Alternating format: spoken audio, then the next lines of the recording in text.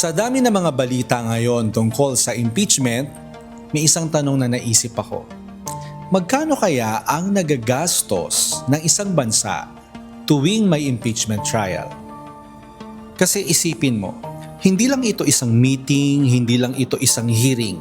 May mga senador, may mga abogado, mga staff, security, mga dokumento, mga testigo. At minsan, umaabot pa ng ilang buwan ang buong proseso.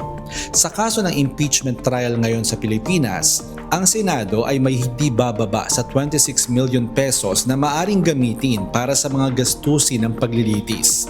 At ayon sa mga ulat, nakaplanong tumagal ang trial ng hanggang 92 days. Ibig sabihin, halos 3 buwan na mga pagdinig. Pero kung akala mo malaki na ang 26 million, mas nakakagulat ang ilang impeachment proceedings sa ibang bansa. Sa Estados Unidos, tinatayang umabot sa halos $80 million ang mga investigasyon at proseso na may kaugnayan sa impeachment ni dating Pangulong Bill Clinton. Sa halaga ngayon, katumbas iyon ng mahigit 4.5 billion pesos.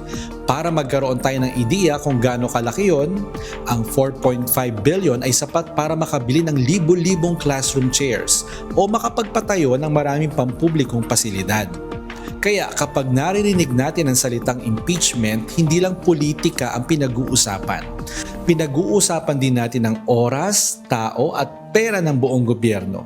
Pero dito nagkakaiba ang pananaw ng mga tao. May nagsasabing masyadong mahal ang proseso. May nagsasabi naman mas mahal kung walang paraan para panagutin ang pinakamataas na opisyal ng bansa. Kaya siguro ang mas magandang tanong ay hindi lang magkano ang gastos, kundi magkano ang halaga ng accountability. At kung may opisyal na inaakusahan ng paglabag sa batas o sa tiwala ng publiko, magkano ang handa nating gastusin para malaman ang katotohanan.